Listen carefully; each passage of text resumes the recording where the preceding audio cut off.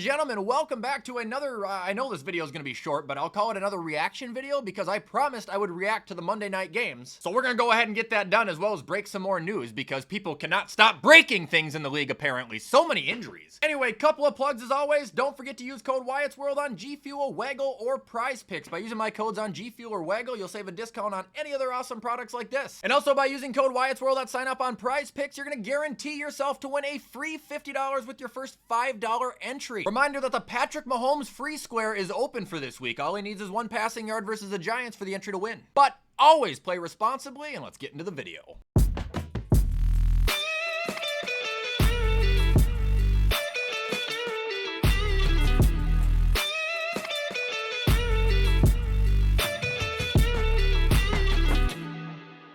So, first game we're reacting to here is the Tampa Bay Buccaneers defeating the Houston Texans in a thrilling ending, as I would say. Man, Baker Mayfield is the guy, and I've admitted I was wrong on him long ago, and people who are still trying to say he isn't good, you might as well apologize now. I mean, he played good the entire game, but that last drive, that was Baker Mayfield escaping the pocket for the first down, making some great throws. Like, sure, he didn't score the walk-off touchdown, but Baker Mayfield got them there. As far as the Tampa Bay offense, the run game absolutely obliterated Houston. I don't know why they couldn't stop the run. It didn't look like anybody wanted to tackle the guy with the ball. Receiving was okay. Big Mike 5 for 56. I feel like he's off to a slower start this year. Maybe that's because Egbuka's here, but I'd love to see Big Mike pick it up again. And then looking at their defense, they actually got 3 total sacks on the day, but they also sustained an injury we will be talking about later. Looking at the Texans now, CJ Stroud is just really, he's been underwhelming, man. I'm not gonna lie. Yes, he had a great touchdown pass and a great touchdown catch to Nico Collins, but he just has not been accurate and he just hasn't looked as promising as he used to. Looking at the rushing now, Nick Chubb, I mean, he had a slow day, but at the end he had a touchdown run where I actually saw a flash of the Nicholas Jamal Chubb VIII. I think he's still in there. Receiving was led by Nico Collins, who had the only touchdown for the receiving group on the day. And defensively, they were disruptive. Danielle Hunter and Will Anderson combined for 3 sacks on the day. But when you're playing against who is right now one of the biggest demons in the league at quarterback, Baker Mayfield, it doesn't really matter how many times you get him because he's just going to throw a piss missile for a first down the next play. I thought it was a pretty solid game from Monday, a hell of a lot better than the second one. And Houston, you may have a little problem right now.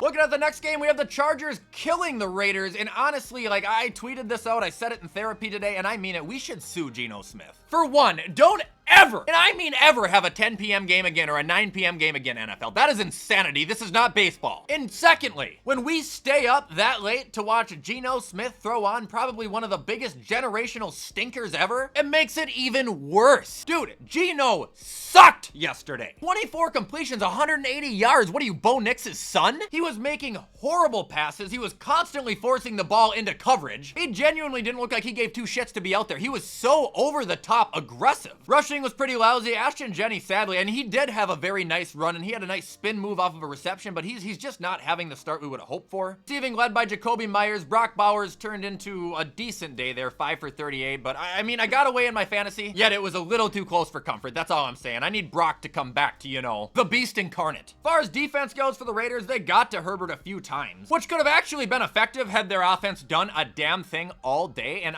it's just dawning on me right now that Jamal Adams is on the Raiders. Completely forgot about that. Looking at the Chargers now, Justin Herbie fully loaded, 242, 2 touchdowns. You know, his MVP campaign is still going right now, I'd say. I don't know if he's number 1, but he's in the conversation. Rushing was lousy. Omarion Hampton, I'm sorry, he might just suck. That goal line stand they had where they were just feeding him the ball and he just couldn't get a yard, like, it was terrible. Receiving led by Johnston and Keenan Allen, even though Ladd had a serviceable day. And we should be noting ourselves right now that Quentin Johnston legitimately looks good right now, and so does Keenan Allen. And as far as the Chargers defense goes, you can imagine they had a very good day. 3 sacks, 3 picks, 1 of each coming from, was it Deion Henley? Have yourself a day, dude. Chargers dominated yesterday. I think part of it was to the help of how bad Geno Smith was, but right now, the Bolts are one of the best teams in the AFC, and there's no arguing with it.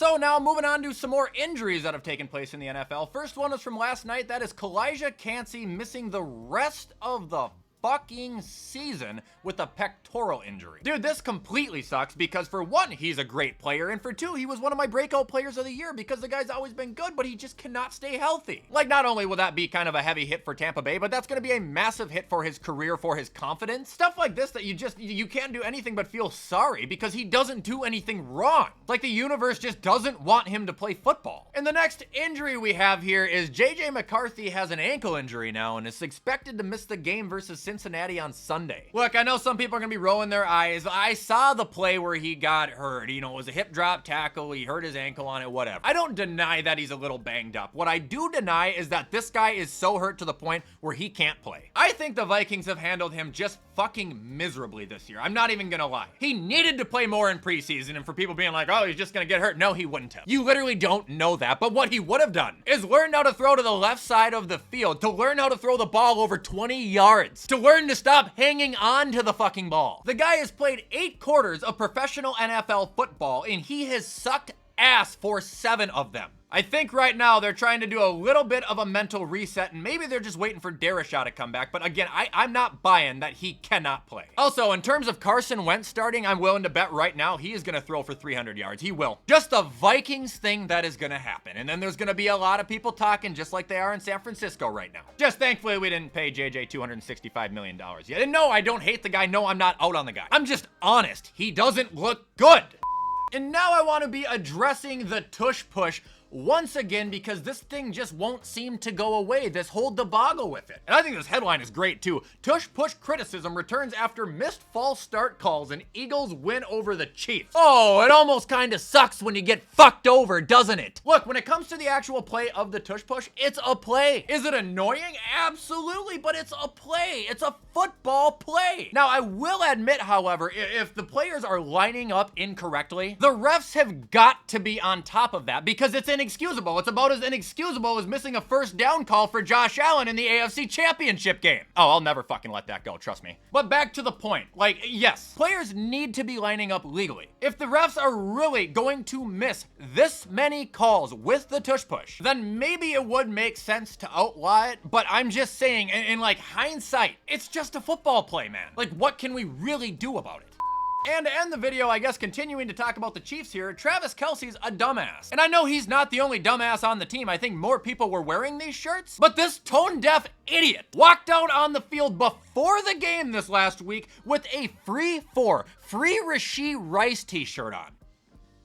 Honestly, are you stupid? Dude, he was in a high-speed racing accident that caused a 6-car pileup. Several people were injured in that. He was going 120 miles an hour. What the fuck do you mean free him? Absolute insanity. This would be like if the Vikings wore a shirt that said free Addison after he fell asleep high behind a wheel. What the fuck? Anyway, guys, that is going to be all for today's video. Like I said, short and sweet and to the point. Anyway, if you guys did enjoy this video, as always, please feel free to show any support, because you know I appreciate any and all help. However, in the meantime, I'm going to get this whipped up so you guys can watch it sometime on Tuesday. So have a great night, and I will see you in the next upload.